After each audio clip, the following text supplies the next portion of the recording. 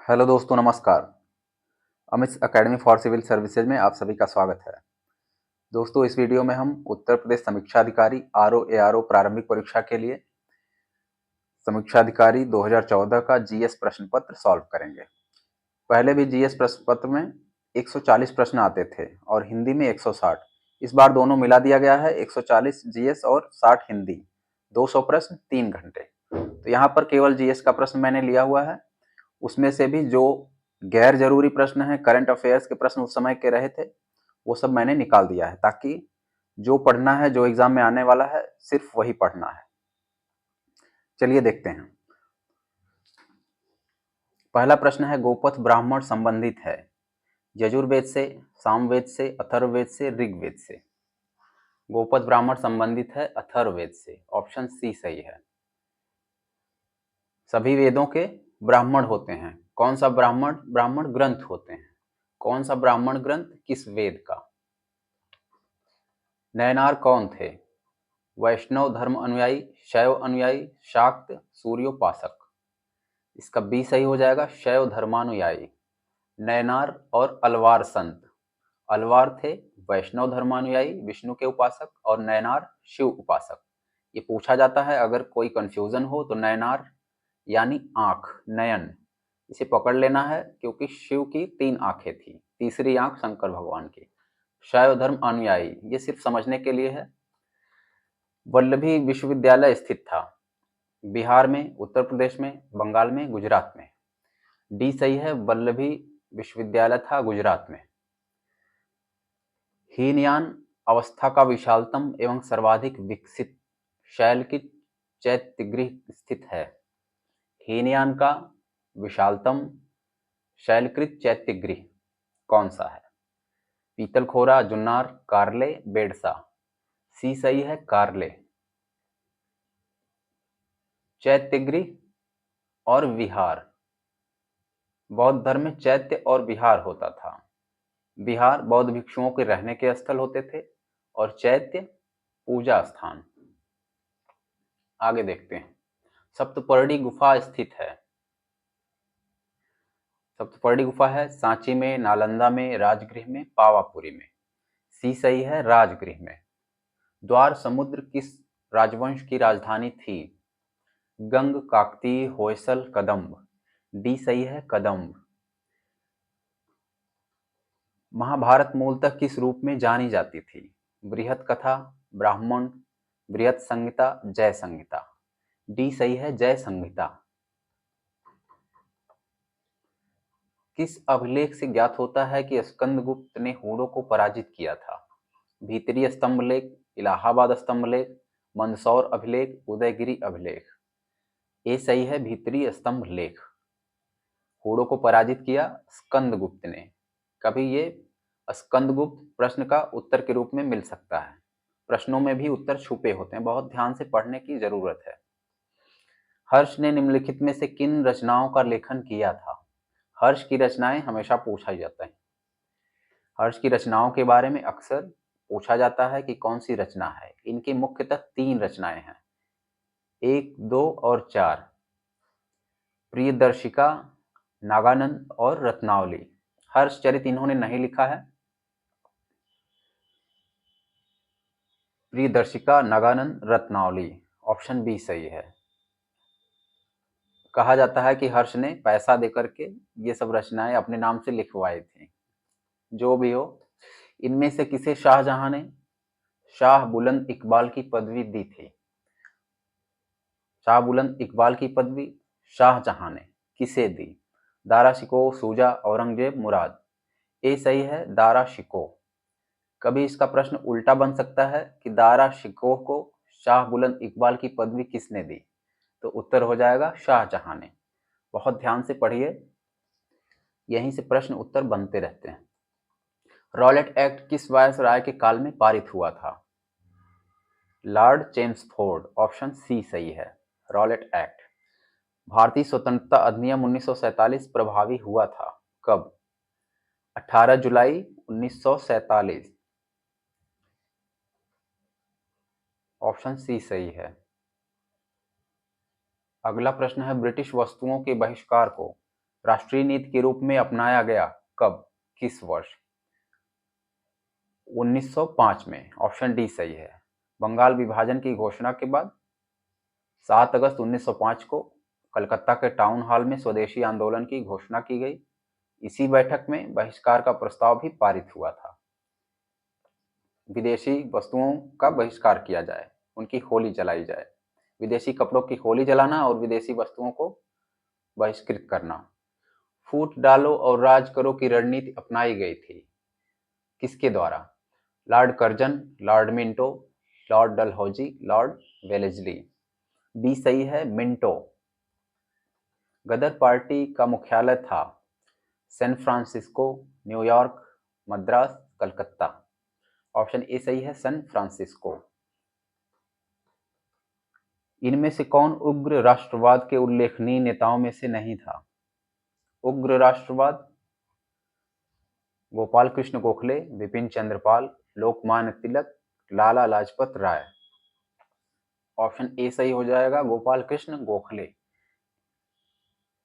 भारतीय राष्ट्रीय कांग्रेस में 2 दल बटे हुए थे, उसी में अंदर ही अंदर एक को कहा जाता था नरम दल यानी उदारवादी, और एक को गरम दल यानी उग्रवादी, उग्र राष्ट्रवादी कहना अधिक उचित है। तो इनमें से उग्र राष्ट्रवादी थे लाल बाल पाल, ये शब्द हमेशा याद रखना है। लाला लाजपत राय, बाल गंगाधर तिलक और बिपिन चंद्र पाल, ये तीनों उग्र राष्ट्रवादी हैं। तो लाल बाल पाल के बाद जो बचता है वो उदारवादी हो जाएगा, Gopal Krishna Gokhale. The grand old man के नाम से जाना जाता है किसे? दादा भाई नौरोजी। ओल्ड मैन मतलब दादा, इस तरह से याद कर लेना है। Option C. वृद्ध व्यक्ति, दादा कहा ही जाता है, बंगाल में भाई कहा जाता है। इनमें से कौन भारतीय संविधान सभा का अध्यक्ष था? Rajendra Prasad, Jawaharlal Nehru, Sardar Patel, B are Ambedkar. ये सही हो जाएगा, राजेंद्र प्रसाद। संविधान सभा में 9 दिसंबर 1946 को प्रथम बैठक की अध्यक्षता की थी सच्चिदानंद सिन्हा ने, जो कि अस्थायी अध्यक्ष बनाए गए थे।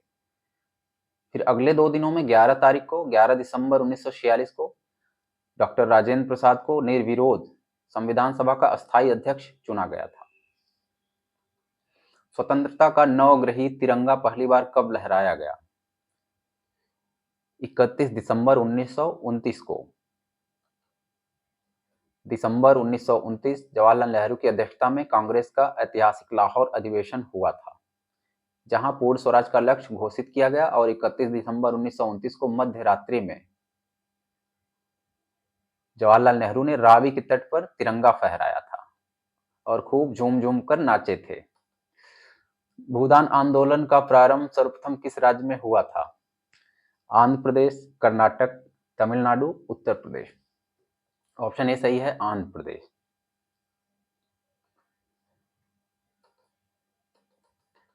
शुष्कता दशा संदर्भित है निम्न ताप से, निम्न आर्द्रता से, उच्च वाष्पन से, अति उच्च ताप से। शुष्कता कहा जाता है आर्द्रता से। निम्न आर्द्रता, आर्द्रता होती है वायुमंडल में उपस्थित जल वाष्प, इसे आर्द्रता कहते हैं। ये जब बहुत कम होती है तो उसे उस दशा को शुष्कता कहते हैं। इसीलिए कहा जाता है शुष्क प्रदेश, जहां वर्षा नहीं होती है। क्षेत्रफल के हिसाब से विश्व का दूसरा बृहत्तम महाद्वीप कौन सा है? एशिया, दक्षिण अमेरिका, उत्तर अमेरिका, अफ्रीका। क्षेत्रफल के हिसाब से है अफ्रीका। ऑप्शन डी सही है। एशिया सबसे बड़ा है पहले नंबर पे, फिर अफ्रीका है। ये विश्व भूगोल में मैंने आपको पढ़ाया है, क्लास में अच्छे से देख सकते हैं।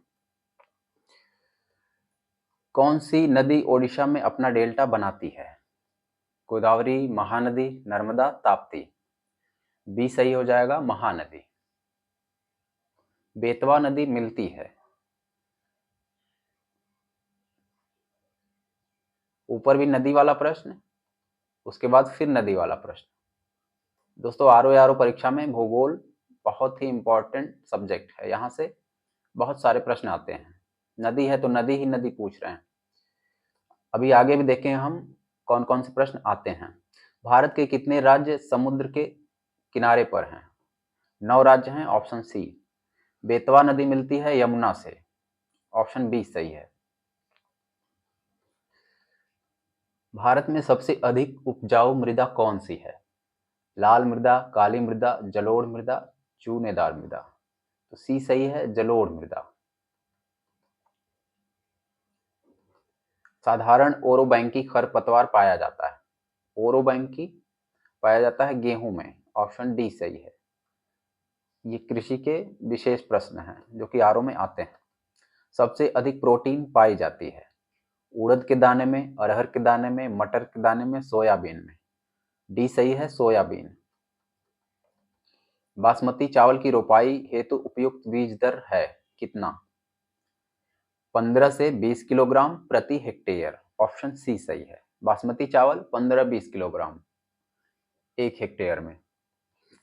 मुद्रा के अवमूल्यन का परिणाम है देश में आयातों एवं निर्यातों का बढ़ना, देश में आयातों एवं निर्यातों का घटना, देश में निर्यातों का बढ़ना, आयातों का घटना। सी सही हो जाएगा। कोई देश अगर अपनी मुद्रा के मूल्य में अवमूल्यन करता है, अवमूल्यन मतलब गिरावट, मूल्य कम करता है, तो उस देश में निर्यात बढ़ जाता है और आयात घट जाता है।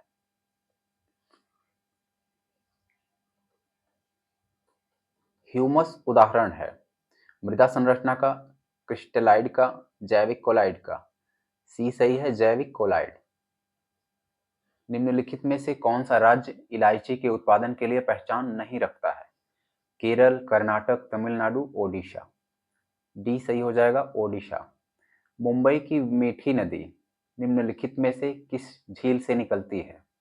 तुलसी झील, विहार झील, पोवई झील, इनमें से कोई नहीं। बी सही है, विहार झील। मुंबई की मीठी नदी बिहार झील से। भारत में कोयले का सर्वाधिक उत्पादन किस राज्य में होता है? ये भूगोल का प्रश्न है, मैंने गलत का निशान लगाया हुआ है, इसको हम नए आंकड़े से आगे चलकर देखेंगे ताकि प्रश्न का उत्तर हमेशा सही हो। ये 2014 का प्रश्न था। हजीरा बाजीपुर, हजीरा बीजापुर, जगदीशपुर, HBJ पाइपलाइन इसको कहते हैं। ये गैस की पाइपलाइन है, निम्न में से किस प्राधिकरण द्वारा निर्मित की गई है? Gas Authority of India limited,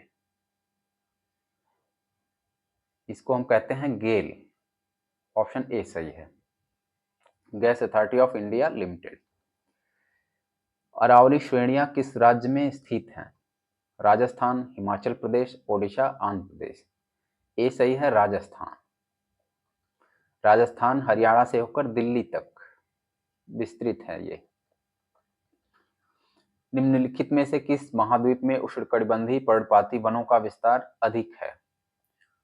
Africa, Asia, Australia, दक्षिण अमेरिका। बी सही है, एशिया। जलमंडल सारगैसो समुद्र की विशिष्टता है, सारगैसो सागर इसकी विशिष्टता है अति ठंडा पानी, अति गर्म पानी, अत्यधिक लवणीय पानी, विशिष्ट समुद्री वनस्पति। डी सही है, विशिष्ट समुद्री वनस्पति।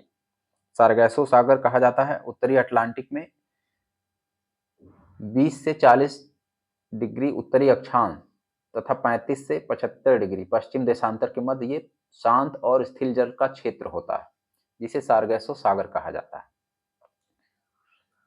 इसकी विशेषता है विशिष्ट समुद्री वनस्पति, यहाँ पर प्लैंकटन होता है। मैक्सिको सबसे बड़ा उत्पादक है सोना, तांबा, जस्ता, चांदी। उस समय डी सही था, चांदी।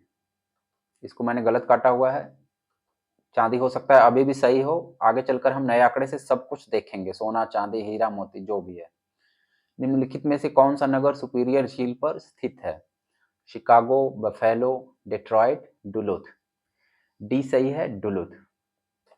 दोस्तों ये सब मैंने आपको विश्व भूगोल वाले में पढ़ाया हुआ है, कौन सा शहर किस झील पर स्थित है, डुलुथ, डेट्रॉयट सब। भारत में निम्नलिखित राज्यों में से कौन सा एक नारियल का सबसे बड़ा उत्पादक है?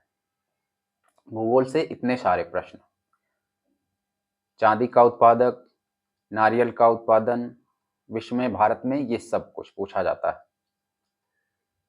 सबसे बड़ा उत्पादक है उस समय था तमिलनाडु, इसको मैंने गलत काटा हुआ है, आगे चलकर देखेंगे। फिर अगला प्रश्न है इस्पात उत्पादन में भारत इस समय दूसरे स्थान पे है। जनगणना उत्तर प्रदेश, ये पढ़ना नहीं अभी।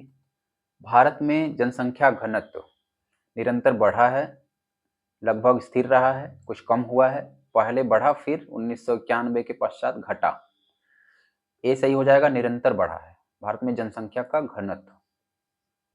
ये सब प्रश्न पढ़ना इसलिए अनिवार्य है क्योंकि ऐसे ही प्रश्न दोबारा रिपीट हो जाते हैं और बैठे बिठाए आपको एक प्रश्न सही हो जाता है।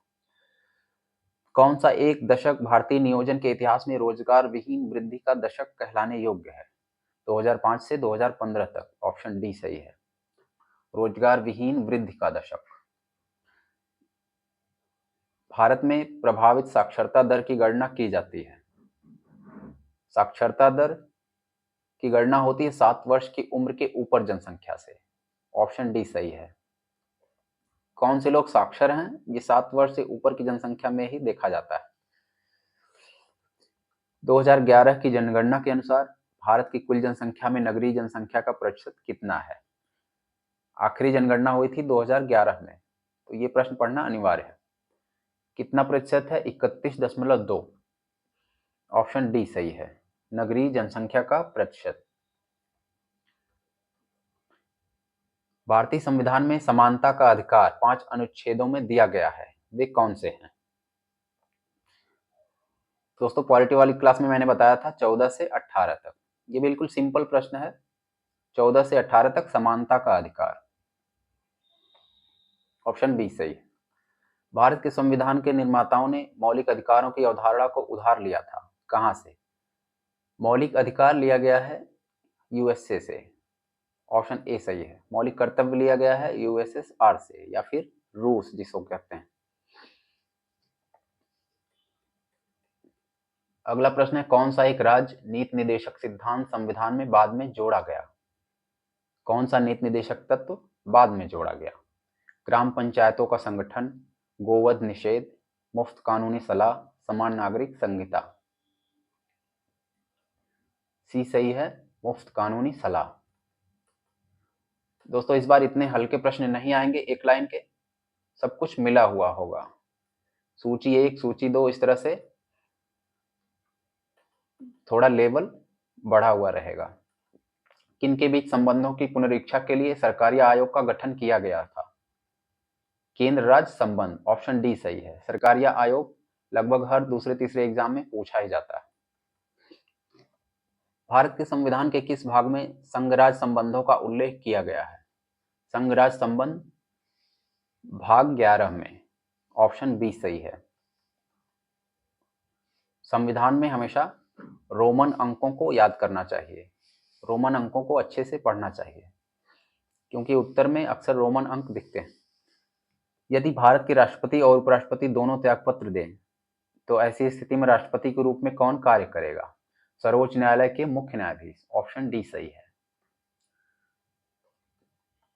भारत में न्यायिक सक्रियता संबंधित है प्रतिबद्ध न्यायपालिका से, जनहित याचिका से, न्यायिक पुनरावलोकन से, न्यायिक स्वतंत्रता से। ऑप्शन बी सही है, न्यायिक जनहित याचिका से। दोस्तों ये 2013 वाले प्रश्न में भी जब मैंने आपको करवाया था तो पूछा गया था न्यायिक सक्रियता।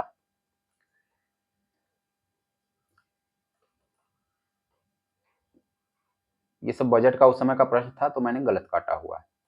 भारत में दीर्घकालीन राजकोषीय नीति की घोषणा किस वित्त मंत्री द्वारा की गई थी? VP Singh, P Chidambaram, Manmohan Singh, Yashwant Sinha.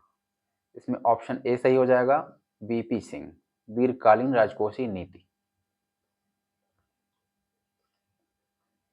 2011 में सूक्ष्म एवं वित्त संस्थाएं निम्नलिखित में से किसकी सिफारिश पर स्थापित की गई? Micro finance institutions. सिफारिश थी मालेगांव समिति की, ऑप्शन ए सही है। प्रतिछाया बैंकिंग क्या है? बैंक के कार्य को बैंक द्वारा आउटसोर्स करना, गैर बैंकिंग वित्तीय संस्थाओं द्वारा वित्तीय तथा अन्य गतिविधियों को संपन्न करना, घरेलू बैंकों की विदेश में गतिविधियां, विदेशी बैंक द्वारा एक दूसरे के अंदर बैंकिंग क्रियाएं व अन्य गतिविधियां करना। इसका बी सही है, गैर बैंकिंग वित्तीय संस्थाओं द्वारा वित्तीय तथा अन्य गतिविधियों को संपन्न करना। प्रतिछाया बैंकिंग, शैडो बैंकिंग भी कहा जाता है। अगला प्रश्न है, कौन सा प्रत्यक्ष कर है? विक्रय कर, एक्साइज ड्यूटी, कस्टम ड्यूटी, संपदा कर। डी सही है, संपदा कर।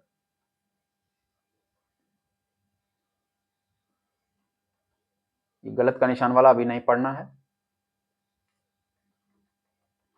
पैन के प्रारंभ में 5 अंग्रेजी अक्षर होते हैं। इसमें पी शब्द दर्शाता है। पी होता है व्यक्तिगत, ऑप्शनल, ऑप्शन ए सही है। व्यक्तिगत, पर्सनल, पी, इस तरह से। हवाई जहाज के टायरों को चौड़ा करने में निम्न में से कौन सी गैस प्रयुक्त होती है? Hydrogen, helium, nitrogen, neon. इसमें उत्तर दिया हुआ है हीलियम, ऑप्शन बी, लेकिन इसका सही उत्तर हो जाएगा नाइट्रोजन। जब भी हीलियम और नाइट्रोजन दोनों आए तो नाइट्रोजन ही लगाना है। ऑप्शन सी सही है। वायुयान के टायरों में नाइट्रोजन गैस भरी जाती है। सोते समय तीव्र प्रकाश अवांछित होता है, अवांछनीय होता है। तीव्र प्रकाश में शरीर में मेलाटोनिन का उत्पादन अधिक होता है। इसका ए सही हो जाएगा, आर गलत। ऑप्शन सी, ए सही किंतु आर गलत। सोने के लिए तीव्र प्रकाश अवांछनीय होता है, यानी तीव्र का प्रकाश नहीं होना चाहिए। कारण है, तीव्र प्रकाश में शरीर में मेलाटोनिन का उत्पादन अधिक होता है। इन्होंने अधिक किया है, अंधेरे में मेलाटोनिन का उत्पादन अधिक होता है। जब प्रकाश नहीं होता है तो मेलाटोनिन उत्पादित होता है शरीर में। मेलाटोनिन से अच्छी नींद आती है, इसलिए लाइट बुझा के सोया जाता है। किसी को नींद की बीमारी हो, नींद ना आ रही हो, तो डॉक्टर उसे मेलाटोनिन का टैबलेट देता है। ए सही, आर गलत। अगला प्रश्न है, लाल स्याही बनाई जाती है फिनॉल से, एनिलीन से, कांगो रेड से, इयोसिन से। डी सही हो जाएगा, इयोसिन। लाल स्याही, इयोसिन। भोपाल गैस त्रासदी से संबंधित यौगिक का नाम था मिथाइल आइसोसाइनेट। इसको हमेशा याद रखना है। भोपाल गैस त्रासदी 1984 में किस गैस का रिसाव हुआ था? एमआईसी, एमआईसी या मिथाइल आइसोसाइनेट। फोटोग्राफी में स्थिर करने के रूप में प्रयुक्त होने वाला रासायनिक पदार्थ कौन सा है? Sodium thiosulphate. ऑप्शन ए सही है। किस लवण को प्रतिदिन खाद्य नमक के रूप में उपयोग नहीं करना चाहिए? आयोडीन युक्त नमक, समुद्री नमक, सेंधा नमक, संसाधित साधारण नमक। इसका बी सही हो जाएगा, समुद्री नमक। ये हमेशा सेवन घातक हो सकता है। प्राकृतिक कपूर प्राप्त होता है। ये सब भूगोल और पर्यावरण से लिए गए प्रश्न हैं अधिकतम। हिमालय पर्वत के उच्च स्थानों के चट्टानों से, वेनेजुएला में एंजिल प्रपात के फेन से, चीन तथा जापान के देशज वृक्ष से, अंडमान के निकट समुद्री ज्वार के अवसाद से। प्राकृतिक कपूर प्राप्त होता है चीन और जापान के देशज वृक्ष से। ऑप्शन सी सही है। निम्नलिखित में से किस यौगिक समूह को सहायक आहार कहा जाता है? वसा, हार्मोन, प्रोटीन, विटामिन। विटामिन को कहते हैं सहायक आहार। ऑप्शन डी सही है। भोजन का एक प्रमुख अंग है स्टार्च, ग्लूकोज, कार्बोहाइड्रेट, सेल्यूलोज। सी सही है, कार्बोहाइड्रेट। मानव के बाल एवं नाखून में निम्नलिखित में से कौन सा प्रोटीन विद्यमान है? Oxytocin, keratin, vasopressin, trypsin. बाल और नाखून होता है किरेटिन से बना। किरेटिन होता है प्रोटीन। Option B. बाल, नख, पशुओं के सींग और खुर ये बने होते हैं किरेटिन से। ऑप्शन में अगर कैरोटीन दे तो वो गलत हो जाएगा। हमेशा याद रखना है किरेटिन। गाय का दूध पीले सफेद रंग का होता है जिसका कारण उनमें निम्नलिखित में से किसकी उपस्थिति है? केसीन, लैक्टोज, केसीन के साथ कैरोसिन, कैरोटीन, लैक्टोज के साथ ब्यूटेरिक एसिड। ऑप्शन सी सही है, केसीन के साथ कैरोटीन। कैरोटीन की वजह से पीलापन होता है गाय के दूध में।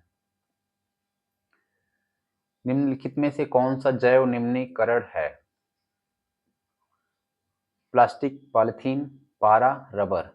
डी सही है, रबर। जैव निम्नीकरण का अर्थ होता है कि वो कभी खत्म हो जाएगा, पर्यावरण में दब के, मिट्टी आदि में सड़ के खत्म होता है, तो जैव निम्नीकरणीय कहा जाता है। प्लास्टिक जैसी चीजें बहुत समय तक पड़ी रहती हैं, नहीं खत्म होती हैं और पर्यावरण को नुकसान करती हैं, तो वो जैव निम्नीकरणीय नहीं है। तो इसमें जैव निम्नीकरणीय है रबर। कौन सी गैस ओजोन परत के ह्रास के लिए उत्तरदायी है?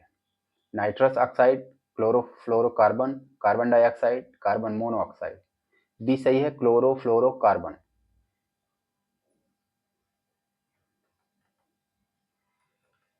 CFC। अगला प्रश्न है, प्रतिशतता के आधार पर वायुमंडल में सर्वाधिक पाई जाने वाली गैस कौन सी है? Nitrogen, oxygen, hydrogen, carbon dioxide. Option A सही है, नाइट्रोजन 78%। विकल्प में हमेशा ऑक्सीजन दिया रहेगा ताकि आप ऑक्सीजन ही लगाएं, ऑक्सीजन कम होता है 20.93%। निम्नलिखित में से किस कार्य से पारिस्थितिक संतुलन बिगड़ता है? लकड़ी काटना, सामाजिक वानिकी, वन महोत्सव, वन रोपण। सिंपल सा प्रश्न है, लकड़ी काटना। ऑप्शन ए सही है। पारिस्थितिकी निम्नलिखित के बीच पारंपरिक संबंधों का अध्ययन है। किनके बीच पारस्परिक संबंधों के अध्ययन को पारिस्थितिकी कहा जाता है? जीव और वातावरण, मनुष्य और वन, मृदा और जल, पति और पत्नी। ऑप्शन ए सही है, जीव और वातावरण। इनके पारस्परिक संबंधों के अध्ययन को पारिस्थितिकी कहते हैं। पति और पत्नी के बीच के पारस्परिक संबंधों के अध्ययन को मालूम नहीं क्या कहते हैं। मृदा क्षरण को रोका जा सकता है सघन वर्षा से, वनों के विनाश से, वन रोपण से, अतिचारण से। सी सही है, वन रोपण से। लखनऊ जिले की सीमा निम्नलिखित में से किस जिले को स्पर्श नहीं करती है? बलिया, उन्नाव, हरदोई, बाराबंकी। ऑप्शन ए सही हो जाएगा, बलिया। बलिया है पूर्वी, लखनऊ से दूर। निम्नलिखित झीलों में से कौन से विश्व धरोहर स्थल है? इसको मैंने काटा हुआ है, आगे देखेंगे कौन से विश्व धरोहर स्थल है। एजेंडा 21 किस क्षेत्र से संबंधित है? सतत विकास, परमाणु निशस्त्रीकरण, पेटेंट संरक्षण, कृषि संबंधी परिधान। ऑप्शन ए सही है, सतत विकास, सस्टेनेबल डेवलपमेंट, या जिसे हम धारणीय विकास भी कहते हैं। धारणीय विकास से हमेशा हर एग्जाम में एक दो प्रश्न आते ही आते हैं, आगे भी आते रहेंगे। इसके बाद ये सब कट है, करंट अफेयर्स का प्रश्न था उस समय। जनरथ बस तो आप जानते ही हैं, एसी बस है, 2013 के लिए कौन सा असत्य है? सरकार ने हाल में किस रूप में मनाने का निर्णय लिया? अगला प्रश्न है, उत्तर प्रदेश कृषि अनुसंधान परिषद कहाँ स्थित है? मेरठ में, बुलंदशहर में, लखनऊ में, गोरखपुर में। उत्तर प्रदेश का कृषि अनुसंधान परिषद है लखनऊ में। ऑप्शन सी सही है। उत्तर प्रदेश में आलू का अनुसंधान केंद्र किस जिले में है? फर्रुखाबाद, मेरठ, कानपुर, इलाहाबाद। बी सही है, मेरठ में आलू अनुसंधान केंद्र। उत्तर प्रदेश में कृषि उत्पादन बढ़ाने में कौन सा कारक सबसे अधिक प्रभावी है? उन्नत किस्म के बीजों का बढ़ता प्रयोग, कृषि सेवा केंद्रों का विकास, कृषि साख सुविधा, किसान क्रेडिट कार्ड योजना। ए सही है, उन्नत किस्म के बीजों का बढ़ता प्रयोग कृषि उत्पादन बढ़ाने में अधिक प्रभावी। दोस्तों, आपको वीडियो अच्छा लगा हो तो लाइक करें और हमारे चैनल पर नए हैं और अभी सब्सक्राइब नहीं किया है तो प्लीज़ सब्सक्राइब करें। धन्यवाद।